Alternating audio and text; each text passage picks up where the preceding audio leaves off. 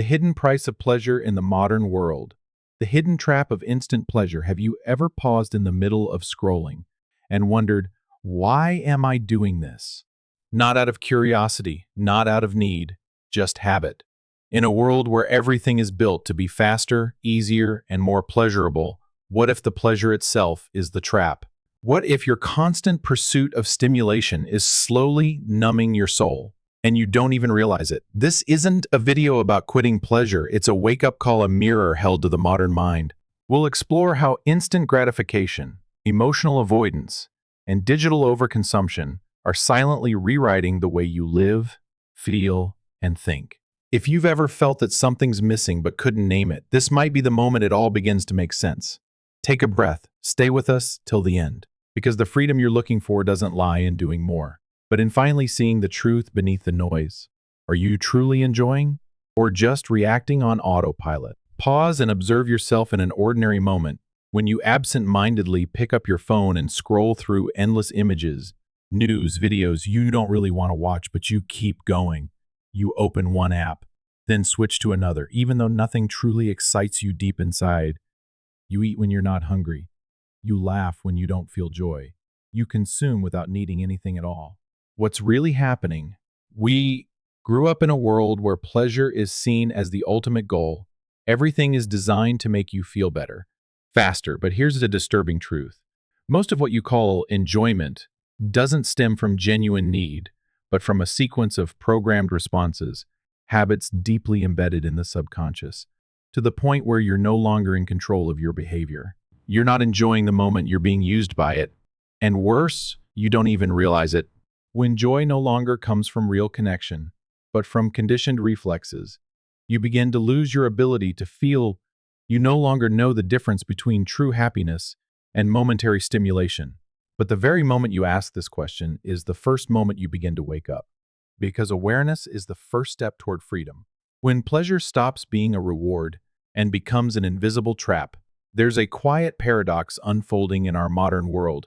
Pleasure has never been more accessible, yet true satisfaction feels more elusive than ever. We live in an age where nearly every need is instantly gratified. Tap A, swipe A, click, but then what? Do you feel fulfilled?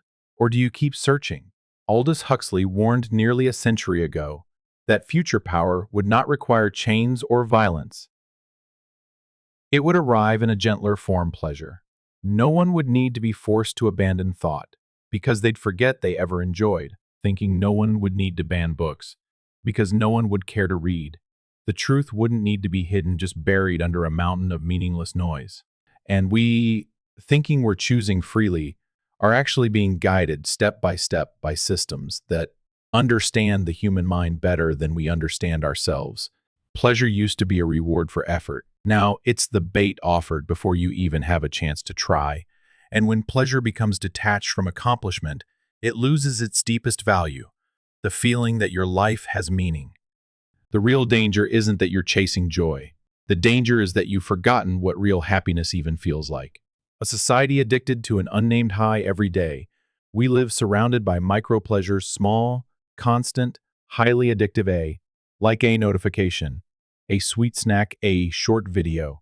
These tiny hits of dopamine may seem harmless, but together they form a silent system, one that regulates your emotions without you ever realizing it. You don't eat because you're hungry. You eat because you're sad. You don't open social media to connect, you do it because you fear missing out. You don't watch videos to learn, but because you can't bear the quiet.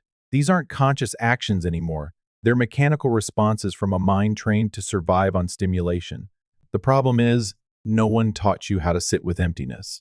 No one showed you how to listen to boredom as a signal. So you learned to fill it. But every time you do, you lose a little of your inner capacity, the part of you that knows how to face, recover, and grow deeper. The system doesn't need to force you to do anything. It only needs to keep you distracted. And in that state, you'll never notice what you're losing. We call it freedom, but in truth, it's silent addiction. And the worst addiction isn't to substances, it's to unconscious consumption. You can't heal if you don't see the wound. And you can't recover if you don't admit that you've lost control. Instant pleasure, the modern version of control. No whips, no handcuffs, no prisons.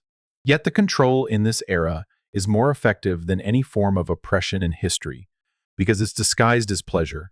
There's no need to ban things, just keep you busy with what feels good. No need to silence, you just fill your head with endless noise. Every tap on the screen, every tab switch, every short clip is part of an ecosystem designed to manipulate your mind. You no longer need to be managed by anyone because your own habit of chasing instant gratification has already placed you in a prison of stimulation. This prison has no bars, but it limits your inner freedom completely. Take a moment to reflect. Can you sit still for 5 minutes without reaching for your phone? Can you finish a single page of a book without losing focus? Can you have a deep conversation without being pulled away by a notification? If your answer is not sure, then you're already living in the very world Huxley warned us about. The problem isn't pleasure itself. The problem lies in how often you consume it and why you can't stop. Instant pleasure is the modern form of control because it doesn't scare you, it makes you dependent. And when you're dependent, you don't ask questions, you don't resist, you don't search for anything deeper, truer, or more meaningful. Healing cannot begin in a mind constantly pulled by pleasure. Self-mastery is impossible if you're always reacting instead of choosing. And life's meaning will remain hidden unless you learn to step outside the cycle of pleasure craving, disappointment, repeat. To live freely, you must first learn how not to be comforted all the time. Instant satisfaction, but an endless inner void. We are living in a strange era, one where every pleasure can be accessed almost instantly. Hungry food is delivered to your door in minutes. Lonely hundreds of dating apps are one swipe away. Bored, an infinite stream of short videos can pull you from one emotion to the next without ever needing you to stop and think. But ask yourself, do you ever truly feel fulfilled afterward? Or is it just a fleeting sense of fullness followed by emptiness, as if everything you consumed passed right through your mind without leaving a trace? That's the nature of instant gratification. It arrives quickly and disappears just as fast. And to fill the emptiness that follows, you seek again one more swipe, one more click, one more, just a little more. You're no longer enjoying, you're drifting in a loop with no exit. Aldous Huxley wasn't talking about a distant future, he was describing your present. A world where fulfillment has been standardized into consumer behavior, and emptiness is masked by endless stimulation. You don't need to be forced to stop thinking. You only need to be fed so much nonsense that you no longer have time to think at all. And that's when you begin to lose yourself, not because you're not intelligent, but because you're too busy to stop and ask why. Real healing begins when you dare to stop, when you dare to face the emptiness instead of filling it instantly, when you dare to feel discomfort and from there, finally realize what it is you're truly seeking. No meaning is born from running away from feeling. Meaning only emerges when you're brave enough to sit with the void and listen to what it's trying to tell you. The invaded mind.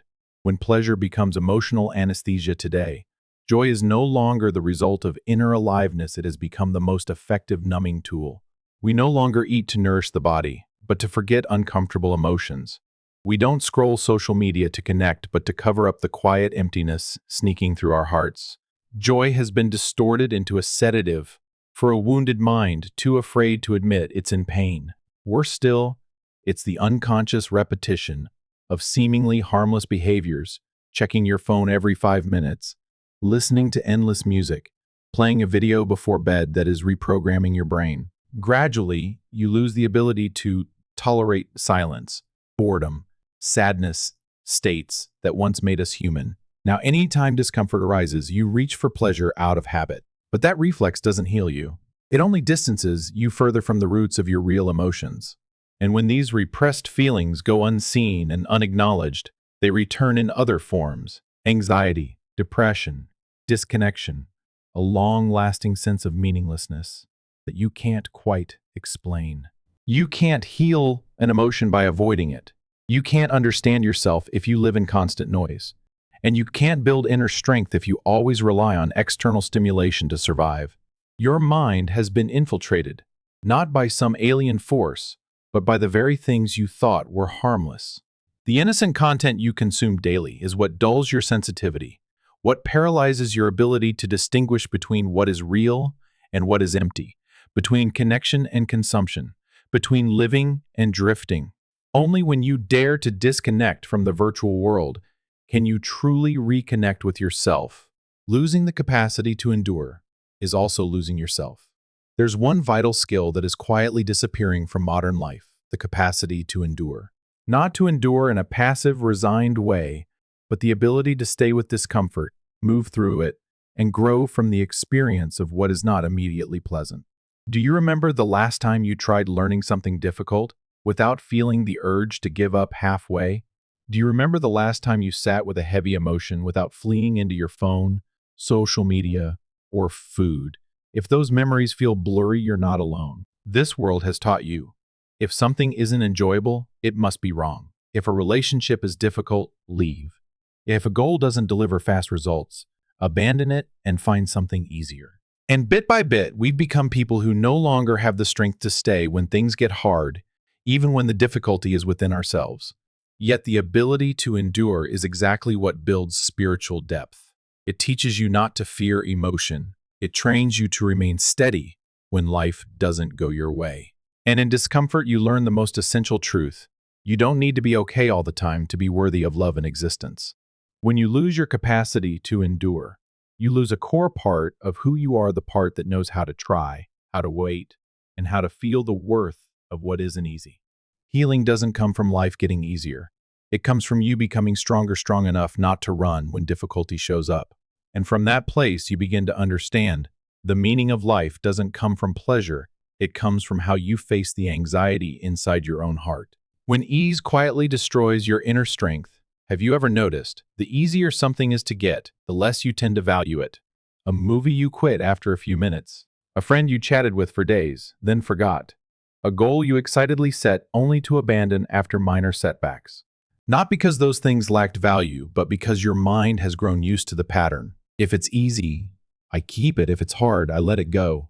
Modern life has redefined success from something worth pursuing to something that must be made easier. We're taught that optimizing life is the path to happiness. But in that constant optimization, values like patience, effort, and perseverance are fading. And the painful truth is when those qualities fade, you don't just lose the ability to act. You lose your belief in yourself. Every time you quit halfway, you send a subtle message to your unconscious: I'm not strong enough. Every time you choose ease over what's necessary, you lose a little self-respect. No one sees it, but you do. And that's what weakens you, piece by piece.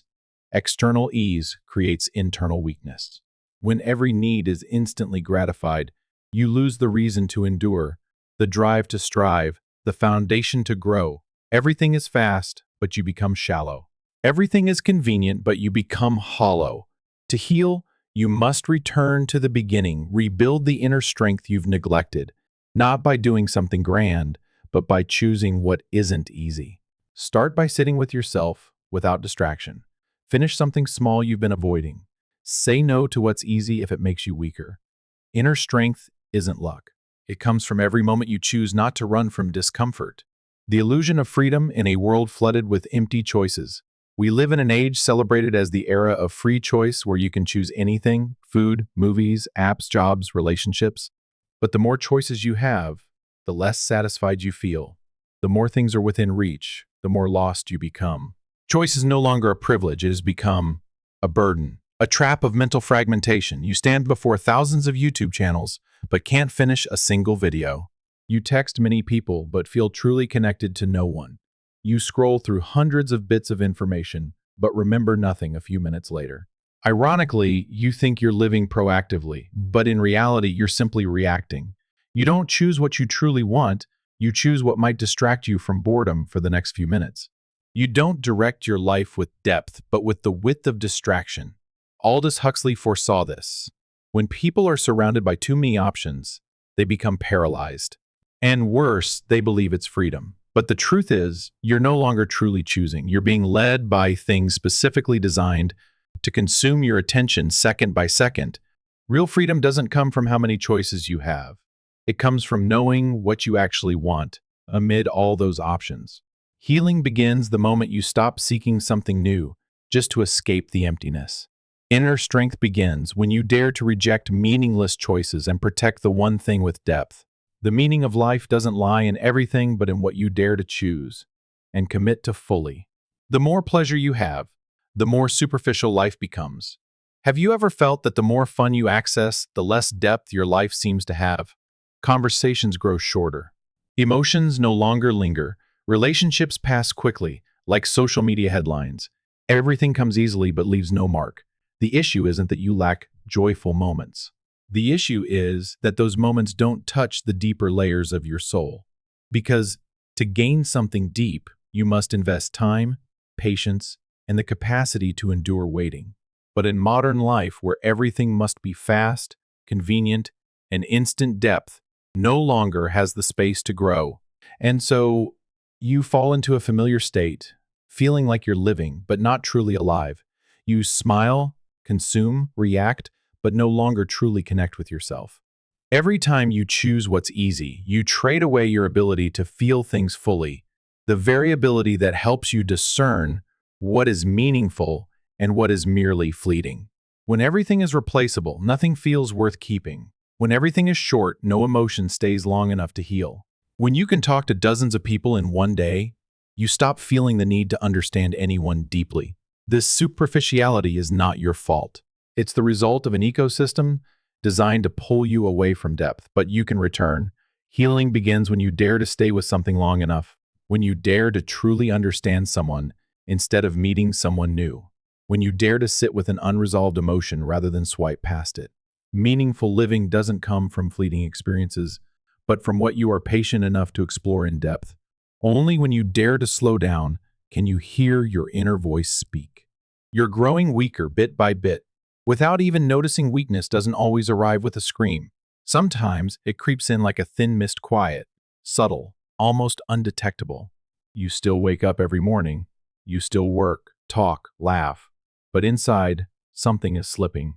Not because you're not trying, but because you're slowly losing the one thing that matters most, the inner strength to regulate yourself.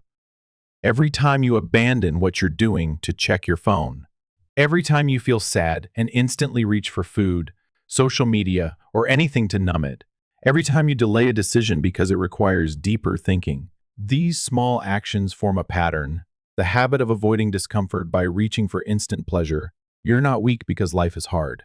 You grow weak because you no longer have the strength to remain in that difficulty. And the most dangerous part is you don't even notice you're changing.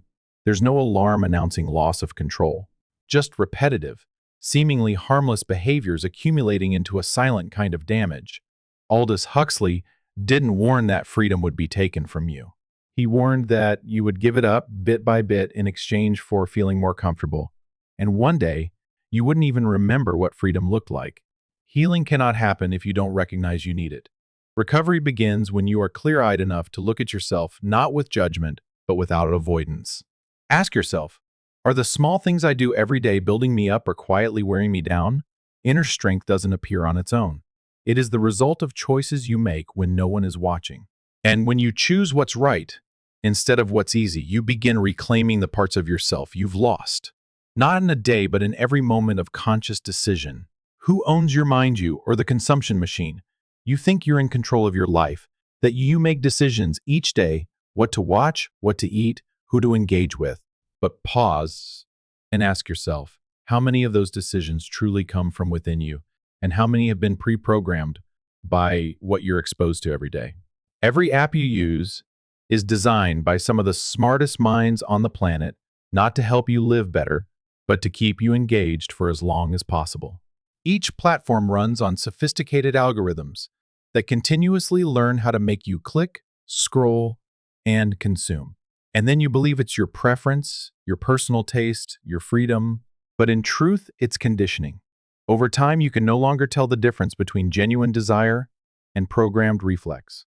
You think you're choosing to watch a video to relax, but really you're escaping emptiness. You think you're choosing to read an article, but the algorithm knew exactly how you'd respond to the headline. And the saddest part is, the moment you believe you're in control is when you're most easily manipulated.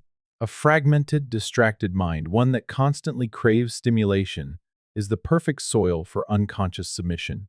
You cannot find healing in a mind led by stimulation loops.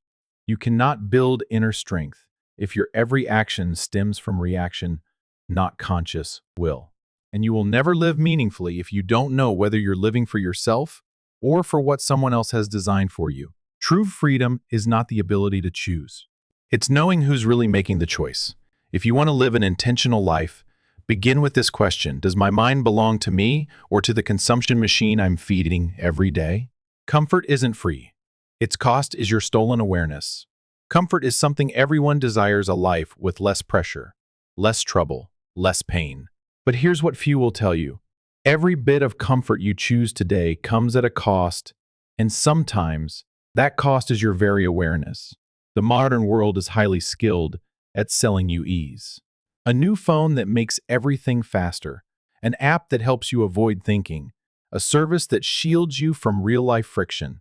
But no one tells you that within that convenience, you are trading away something vital: your ability to focus, your capacity for critical thinking, your personal will, and your deep connection with others, all being eroded bit by bit. You no longer read deeply, just scroll. You no longer listen, just respond. You no longer engage in dialogue, just argue. You no longer feel, just consume. And then you wonder why you feel tired, empty, directionless, even though nothing is obviously wrong. Huxley once said, "You don't need to be controlled by violence if you can be drowned in enough entertainment." And that is exactly what has happened. You haven't been stripped of awareness, you've been lulled to sleep. By keeping you feeling fine, the system ensures you'll stop seeking anything deeper. But the truth is, feeling fine doesn't mean you're living right. Sometimes, comfort is just a fog that covers the cracks within. And only when you dare to step out of that zone of ease can you see the fragments waiting to be healed. Choosing awareness is never easy. It requires that you dare to be uncomfortable, to face the truth, to feel the unease you've tried to avoid. But that's what brings you back to yourself. Comfort isn't free. And the price is often your ability to recognize what you need, who you are, and what you're truly living for. Willpower, the forgotten strength, in an overly convenient world today. We don't lack information, advice, or self-help tools. But there's one thing becoming so rare, it's almost extinct: willpower. Willpower isn't flashy.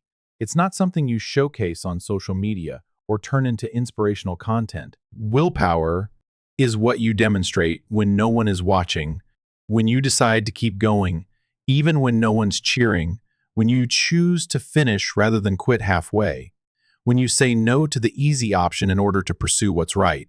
But the modern ecosystem doesn't need you to have willpower. It just needs you to be persuadable, easily bored, and easily replaced. When you lose your willpower, you won't stick with anything long enough to gain depth. You won't have the strength to tell short-term emotion apart from long-term value. You won't have the resolve to pursue anything that stretches beyond instant comfort. You think you're choosing freely, but without willpower, your choices are just automatic reactions to stimulation. You pick the easy thing because you're tired, the fast thing because you're busy, and day by day you stop actively living, you're simply reacting in sequence. Willpower is the inner voice that says, "I know this is hard, but I choose it because it's worth it." It's the ability to delay gratification, to build something deeper. It's the quiet force within that keeps going without applause. The thing that allows you to become your true self, not a pre-programmed version. Healing requires willpower. Emotional recovery requires willpower. Finding meaning in life requires willpower, because there's no true path to inner freedom that doesn't pass through personal effort. And if you've dropped your willpower somewhere along the way, don't worry. All it takes is one choice today to begin again, by doing one small thing, by saying no to one easy thing. You plant the seed of humanity's greatest strength, the power to live in alignment with who you truly are. The journey to freedom begins by learning to delay pleasure. The moment you say, "I want," the world immediately answers, "Here it is." Everything you desire is available in minutes. Food, images, music, praise, comfort, they're all at your fingertips. And so you rarely have to wait, rarely have to endure, rarely have to resist craving. But that's exactly what weakens you. Not because you're unintelligent, untalented, or lacking potential, but because you've grown used to immediate gratification. And once you're accustomed to quick pleasure, it becomes incredibly hard to pursue anything that takes time. You no longer read books because they're slow. You no longer chase your passions because they don't yield instant results. You no longer sit with your loved ones to resolve conflict because irritation pushes you to withdraw instead. Instant gratification doesn't just steal your time, it strips away your depth. It makes you forget that the most worthwhile things rarely come quickly. True joy can't be rushed. True love can't skip the hard parts. True meaning can't be compressed into a 15-second clip. And that's why learning to delay pleasure, even by a few minutes, is so powerful. It's not about punishing yourself. It's how you reclaim control. It's the quiet declaration: I decide when and why I receive what I want. Start small. Put your phone down when you catch yourself scrolling out of boredom. Wait 10 minutes before snacking and ask yourself if you're truly hungry. Pause before reacting and choose to respond after a deep breath. Inner freedom doesn't come from cutting out all pleasure, it comes from mastering it. And when you can choose when to act on desire, you are no longer its slave. You return to being the owner of your own mind, and that is the highest form of freedom worth living for. Emotions don't need to be erased, only heard. The world teaches you early. If something makes you uncomfortable, avoid it. If a feeling overwhelms you, scroll past it. If you're sad, play music. If you're empty, eat something. If you're anxious, open social media and drown in outside noise for comfort. And just like that, you grow up inside a life model where emotions aren't listened to, they're muted. But emotions are not system errors. They don't need to be eliminated. They only need space to be seen and understood. Every time you feel bored, lonely, disappointed, or hurt, it's not a sign that something is wrong with you. It's a signal that something inside you wants to be acknowledged. Instead of trying to fix it with entertainment, learn to listen to it. Sadness may be telling you that you're living against your truth. Emptiness may be revealing that your energy is being poured into things that aren't real. Anger may be the voice of a boundary being crossed, but you'll never hear these truths if you keep filling every gap with stimulation. Healing doesn't begin when you eliminate negative emotions. It begins when you have the courage to step into the emotions you've been avoiding. You don't have to be positive all the time. You only need to be honest with your inner world. Learn to sit with your discomfort without switching tabs, opening apps, or reaching for something to distract you. That is the first step in reconnecting with yourself. And that is where you begin to rediscover truth, depth, and meaning long buried under the anesthetics we call entertainment and convenience. Emotions don't need to be silenced. They only need to be heard by you, the rightful owner of your mind. True power lies in the ability to say no to what's easy. In a world where everything is optimized to be faster, more convenient, easier, choosing to do something difficult becomes an act of quiet rebellion. Not to prove anything to anyone, but because you understand that what's easy rarely brings growth, while what's difficult often leads to a part of you that's still waiting to be discovered. We've become accustomed to saying yes to ease, opening an app when we're sad, ordering food when we're bored, seeking validation when we're insecure, consuming instead of creating. These actions aren't inherently wrong, but when repeated for too long, they form a way of living, a life designed to avoid difficulty, discomfort, and the confrontation with your inner reality. And in that avoidance, you lose something essential: your ability to self-direct. When you don't know how to say no to what's easy, you also don't know how to say yes to what's meaningful. You miss the projects that once set your heart on fire. You drift away from people who once made you feel safe. You postpone decisions that require courage simply because they don't offer instant satisfaction. Inner power begins the moment you realize not everything easy is good for you. And saying no is not a loss. It's sometimes the only way to protect what truly matters within you. Healing isn't about finding a smooth path. It's about building the strength to walk one that's rough. Recovery doesn't come from things being prepared for you, but from your willingness to choose what's hard, little by little, through your own will. And more importantly, you begin to find yourself again in those choices. You realize you can control your behavior. You can choose your path. You can protect what's deep through a single act, saying no to what's easy. So you can say yes to a life that's real. That's not self-denial. That's a quiet declaration of freedom. When you master pleasure, you are no longer bound by it. Here's a truth few ever say out loud: You don't have to completely give up pleasure to live a meaningful life. You don't have to become a monk, rejecting all joy. Pleasure isn't the enemy. It only becomes a chain when you don't know how to use it. When pleasure controls you, you live to satisfy. When you control pleasure, you live to create value. The difference lies in this question: who's behind the wheel? You can still enjoy a good movie, savor a delicious meal, laugh at something silly on social media, but those things no longer throw you off course. They no longer make you lose yourself. Because now, these things are add-ons, not the core of your existence. You don't need to give up pleasure. You just need to set conscious boundaries. When is enough? When is it necessary? When is it avoidance? When is it truly worth it? The truth is, you'll never fully escape temptation, but you can learn to recognize it, to notice the craving in your body, to look it straight in the eye, and then, instead of reacting impulsively, you decide. A decision made with awareness. When you do that, pleasure is no longer a prison, it becomes a reward. You no longer chase it. You let it arrive after you've done what matters. You no longer use it to fill a void. You let it come only after you've lived in fullness with yourself. That's when you know you've truly grown. Not because you've become stricter, but because you've become freer. You no longer need something to feel enough. You found something far more lasting, the power to govern yourself. And in a world where everyone lives to consume, the one who knows how to master pleasure is the one who holds real power. Because they no longer need it to feel alive. They live not to be filled up, but to be free from within.